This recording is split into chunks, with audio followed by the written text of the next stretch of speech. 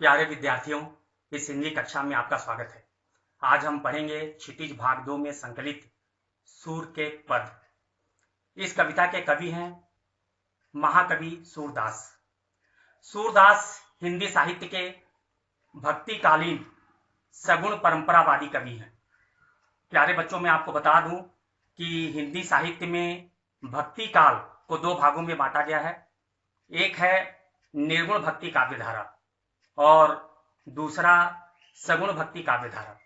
निर्गुण भक्ति काव्यधारा जिसमें ईश्वर को निर्गुण माना गया, निराकार माना गया, और इसके प्रतिनिधि कवि हुए कबीर दास जी। और सगुण भक्ति काव्यधारा को भी दो भागों में बांटा गया है। एक है रामाश्रयी काव्यधारा, दूसरा कृष्णाश्रयी काव्यधारा। रामाश्रयी काव्यधारा के प्रमुख कवि तुलसीदास जी हैं और कृष्णाश्रयी काव्यधारा के प्रमुख कवि सूरदास जी हैं। सूरदास जी श्री कृष्ण के परम भक्त रहे हैं।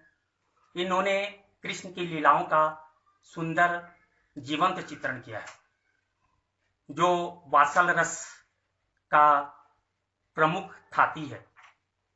इन्होंने कृष्ण, गोपिकाओं और राधा के प्रेम का मधुर वर्णन किया है, जो श्रृंगार रस से परिपूरित है। अपने हृदय की भावनाओं को उन्होंने शांत रस, भक्ति रस के माध्यम से अपने परम आराध्य श्री कृष्ण को समर्पित किया है। अब हम पढ़ते हैं सूर के पद के अंतर्गत 4 पद। ये जो सूर के पद हैं जिन्हें आज हम पढ़ेंगे, ये सूरदास की प्रसिद्ध रचना सूर सागर में संकलित भ्रमर गीत प्रसंग से अवतरित है। भ्रमर गीत प्रसंग क्या है? जिस समय श्री कृष्ण कंसवध के लिए मथुरा चले गए, गोपिकाएं जो कृष्ण से प्रेम करती थीं, राधा जो कृष्ण से प्रेम करती थीं, कृष्ण के वियोग में विरहिणी बनकर विलाप करने लगी। कृष्ण मथुरा गए, उन्होंने कंसवध किया और राजनीति के क्षेत्र में अग्रसर हो गए। उन्हें गोपिकाओं और राधिका के विरह अवस्था का भान था।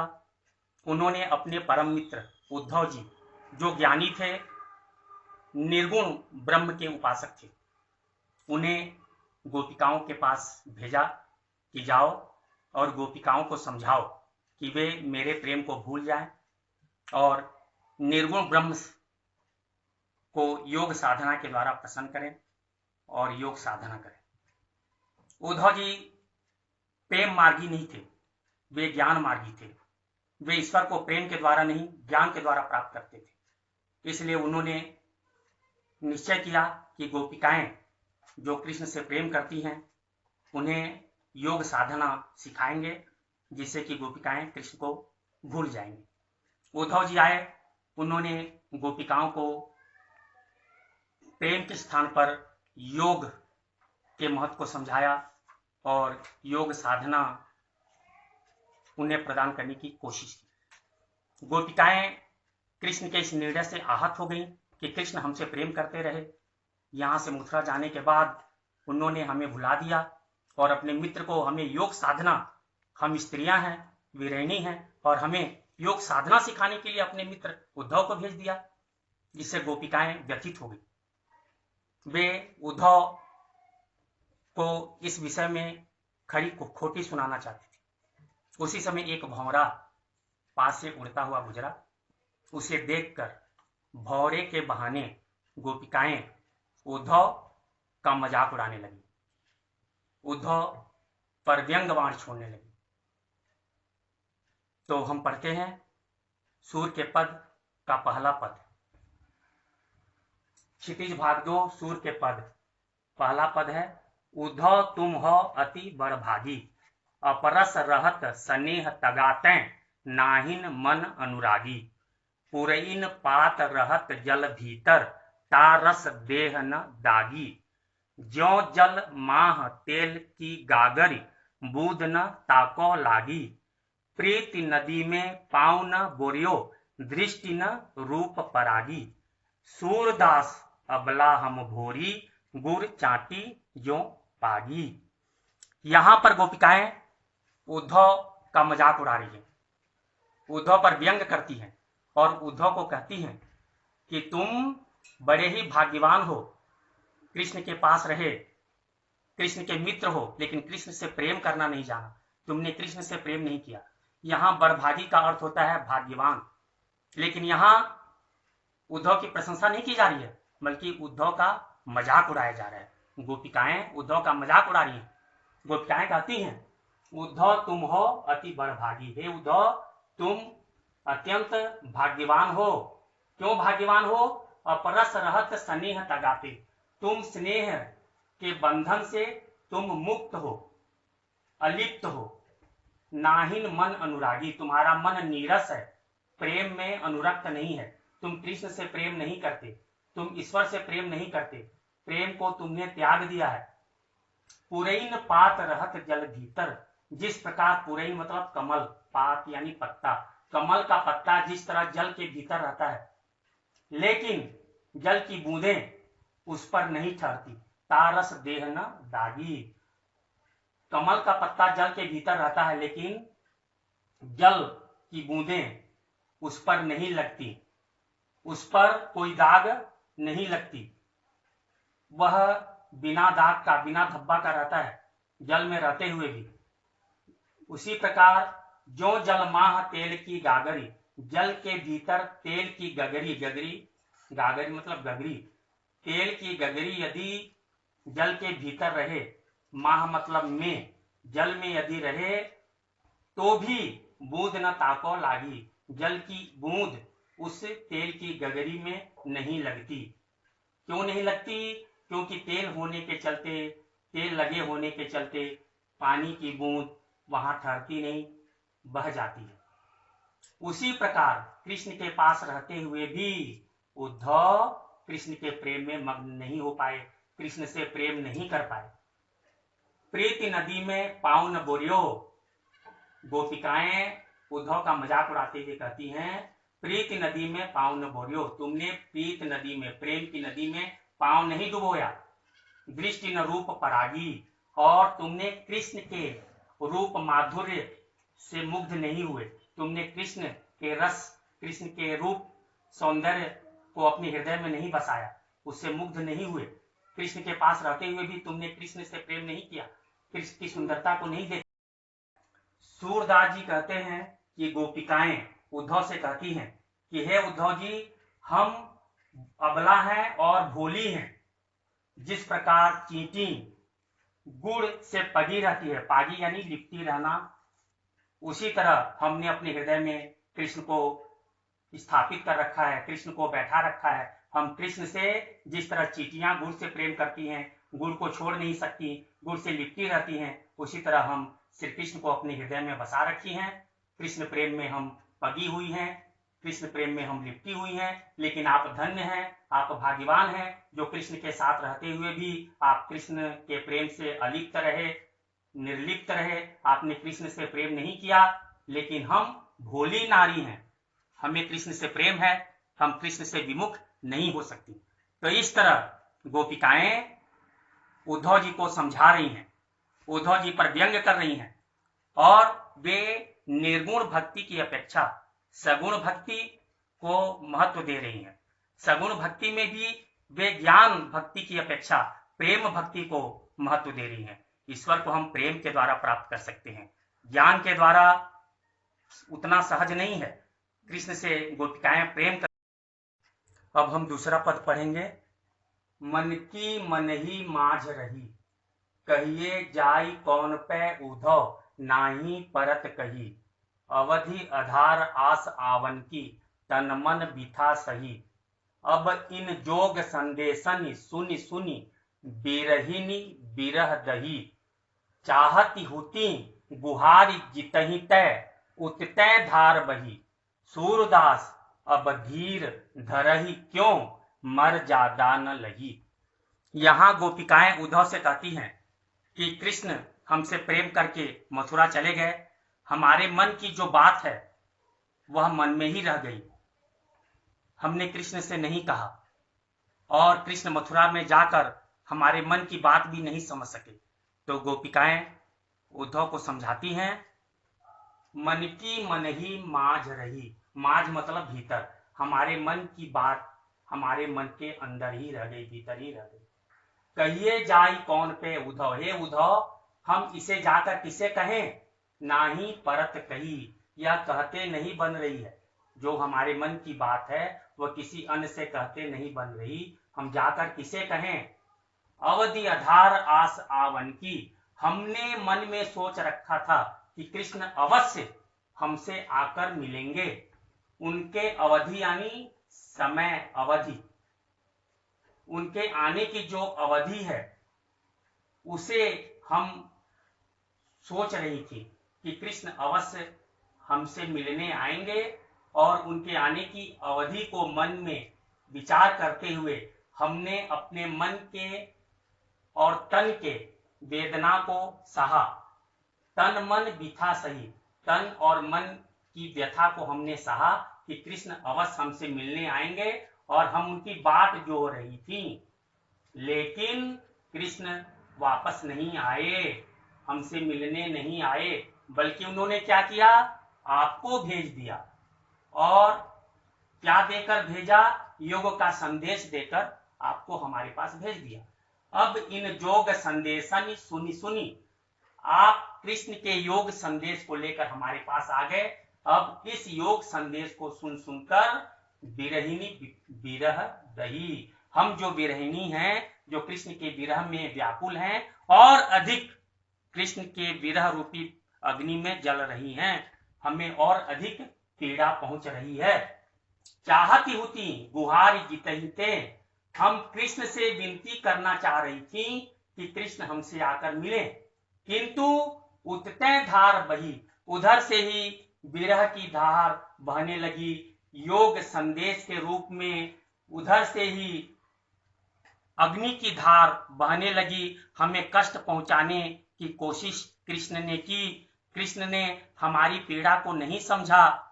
हम उनसे चित्कार करना चाहती थी, उनसे हम पुकार करना चाहती थी कि कृष्ण हमसे मिलने आए, लेकिन कृष्ण हमसे मिलने नहीं आए, बल्कि उन्होंने आपके माध्यम से योग का संदेश भेज दिया।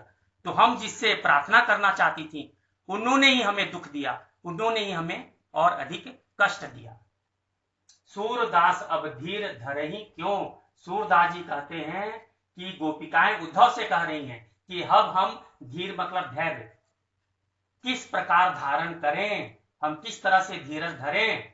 मर जादा न लही, अब तो हम अपनी मर्यादा अपनी प्रतिष्ठा को भी नहीं बचा पा रही, क्योंकि कृष्ण से हम प्रेम करती हैं। कृष्ण आ नहीं रहे, उन्होंने संदेश के द्वारा योग संदेश आपके द्वारा भेजा है।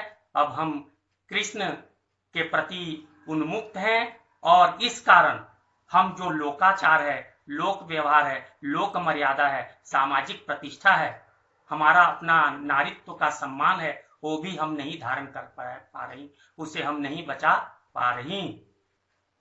इस प्रकार जो गोपिकाएं हैं वह उद्धव को अपने सच्चे प्रेम के विषय में बतला रही हैं कि हे उद्धव, हम कृष्ण से प्रेम करती हैं, कृष्ण के प्रति अनुरक्त हैं, इसलिए हमने अपने मन में उस व्यथा को, उस विरह को दबा के रखा है, जो कृष्ण यहाँ से जाने के बाद हमें दे गए।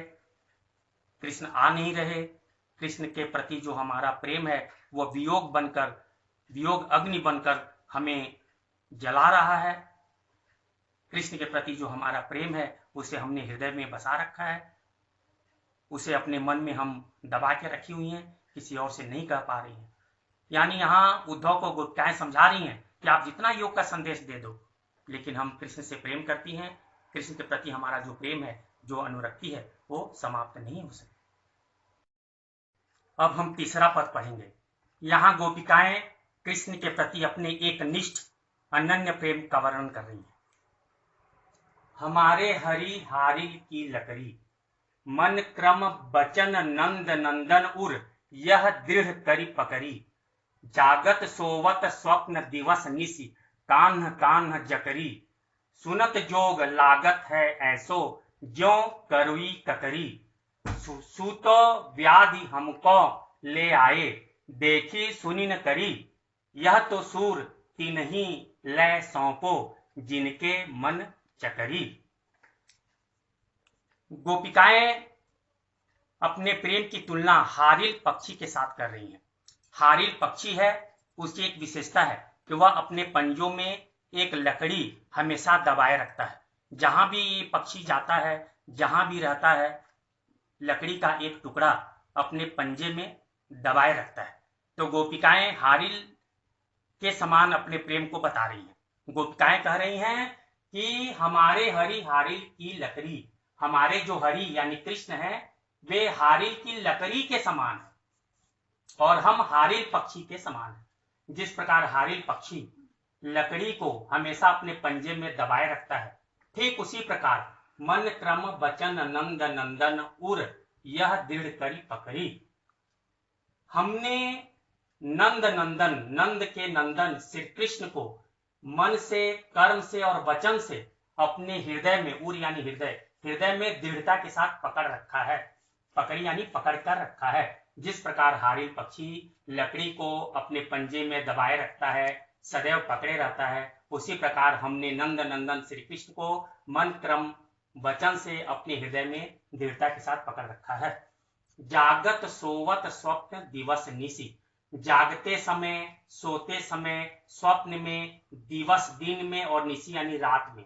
जागते सोते स्वप्न और रात दिन हमारा मन कान्ह कान्ह जकरी, कान्हा कान्हा ही जपता रहता है। जकरी यानी जपता रहता है, रटता रहता है। सुनत जोग लागत है ऐसो, ये उद्धव आप कृष्ण के कहने पर योग संदेश लाए हैं। आपका यह जो योग संदेश है, उसे सुनकर हमें ऐसा लगता है जैसे यह कड़वी ककड़ी है। जिस प्रकार कड़वी ककड़ी स्वाद को बिगाड़ देती है, ठीक उसी प्रकार हम कृष्ण के प्रेम में अनुरक्त हैं, लेकिन आप हमें योग संदेश लेकर योग संदेश सुनाने चले आए, योग देने चले आए, और आपका यह जो योग का संदेश है, हमें यह रुचिकर नहीं है, हमें यह पसंद नहीं है। सूतो व्याधि हमको ले आए, देखी सुनी न करी। गोपिकाएं कहती हैं कि आप ऐसी योग रूपी बीमारी, व्याधि यानी बीमारी, योग रूपी बीमारी हमारे पास लेकर आए हैं, योग रूपी रोग हमारे पास लेकर आए हैं, जिसे हमने कहीं देखा भी नहीं, इसके विषय में कहीं सुना भी नहीं, और न हमने इस योग को कभी किया ही, यानी इस योग को हमने कभी, इस बीमारी को हमने कभी भोगा भी, यानी हमारे लिए देखा हुआ नहीं है, सुना हुआ नहीं है और न किया हुआ है। आप ऐसा रोग हमारे पास लेकर आ गए हैं।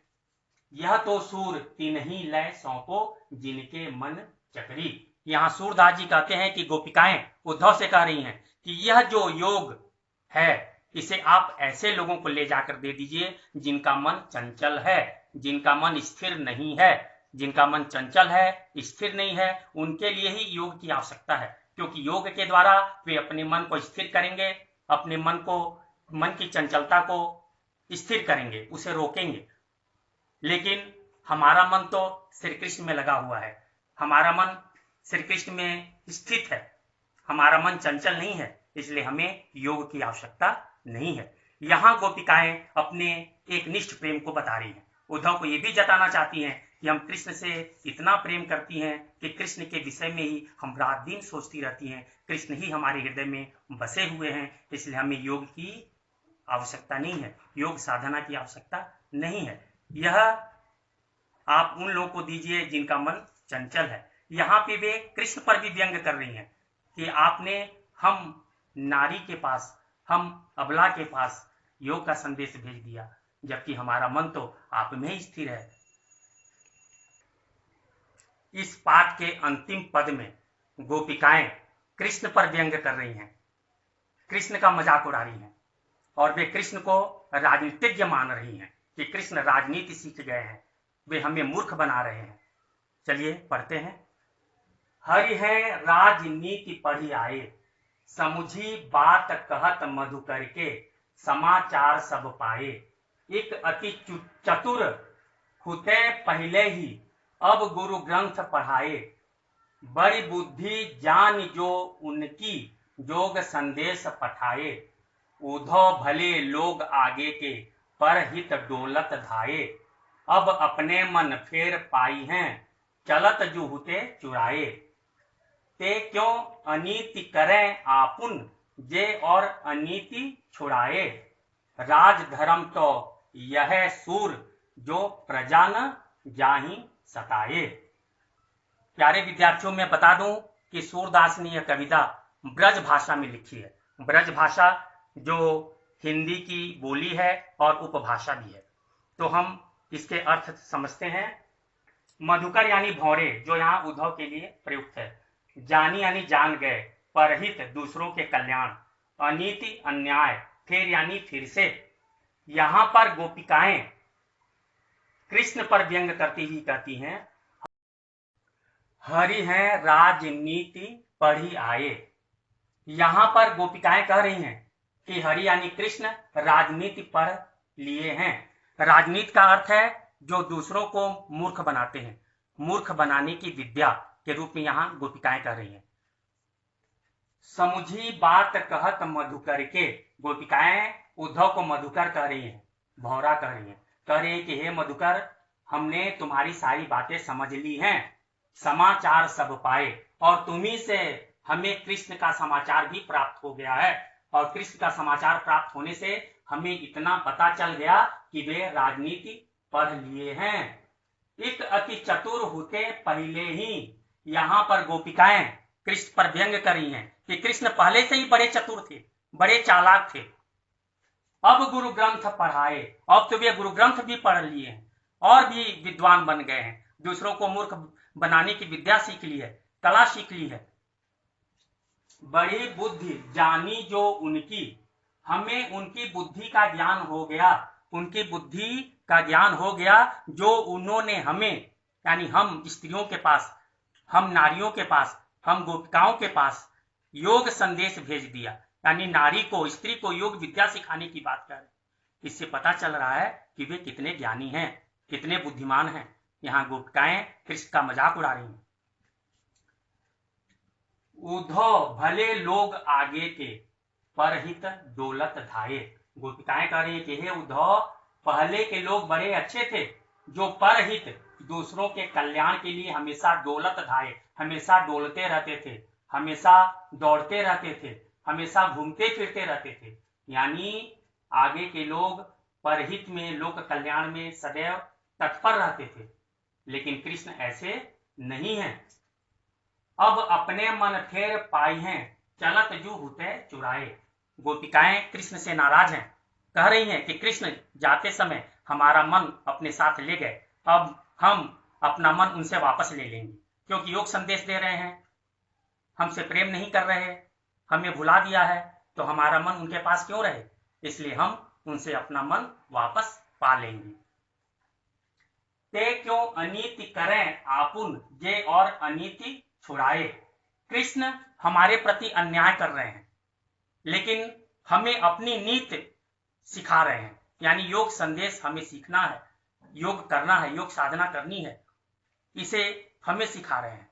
तो हम उनकी बात क्यों माने, क्योंकि वे तो हमारी बात मान नहीं रहे, हमारे प्रति अन्याय कर रहे हैं, तो हम उनकी नीति क्यों माने, हम उनकी बात क्यों माने। राज धर्म तो यह सूर जो प्रजा न जाहि सताए। यहाँ सूरदास जी कह रहे हैं कि गोपिकाएं उद्धव से कहती हैं कि हे उद्धव, राज धर्म तो वही है कि जिससे प्रजा सुखी रहे, जिससे प्रजा को कष्ट न पहुंचे। सच्चा राजा कौन है? सच्चा राजा वही है जो अपनी प्रजा के दुख सुख को समझे, अपने प्रजा को आनंद दे, खुशी दे, प्रसन्नता दे। लेकिन यहाँ कृष्ण इसका विपरीत है। कृष्ण की हम प्रजा हैं, लेकिन कृष्ण हमारे प्रति अन्याय कर रहे हैं, वे हमें कष्ट दे रहे हैं, विरह रूपी अग्नि में हमें जला रहे हैं, सता रहे हैं। इसलिए वे श्रेष्ठ राजा नहीं है, उन्हें श्रेष्ठ राजधर्म का ज्ञान नहीं है। इस प्रकार गोपिकाएं अपने मन की व्यथा को उद्धव को समझा रही हैं, उद्धव को अपने प्रेम की एक निष्ठता को बतला रही हैं, और उद्धव को यह भी समझा रही हैं कि कृष्ण ने आपको जो योग संदेश हमारे पास लाने के लिए भेजा, योग संदेश हमें नहीं चाहिए, हमें योग साधना नहीं चाहिए, हमें कृष्ण से प्रेम है और यह प्रेम एकनिष्ठ है, सदैव रहेगा। तो इस तरह गोपिकाओं के बहाने सूरदास ने भी अपने एक निष्ठ प्रेम को दर्शाया है। सूरदास कृष्ण के अनन्य भक्त रहे। उन्होंने कृष्ण की बाल लीलाओं का सुंदर वर्णन किया। इस पद में सूरदास जी ने विरह के माध्यम से विरह श्रृंगार का अद्भुत जीवंत चित्रण किया है। प्यारे बच्चों, आशा है कि आपको ये चारों पदों की व्याख्या समझ में आ गई होगी। अब मैं कुछ प्रश्न दे रहा हूं, आप इन्हें लिखिए। प्रथम पद का सारांश अपने शब्दों में लिखिए। अंतिम पद से आपको क्या संदेश प्राप्त हुआ, उसे अपने शब्दों में लिखिए। मर ज्यादा न लही का आशय स्पष्ट कीजिए। गोपिकाएं उद्धव को भाग्यवान क्यों कर रही हैं? गोपिकाएं अपने एक निष्ठ प्रेम की अभिव्यक्ति किस प्रकार कर रही हैं? गोपिकाओं ने श्री कृष्ण को राजनीतिज्ञ क्यों मान लिया?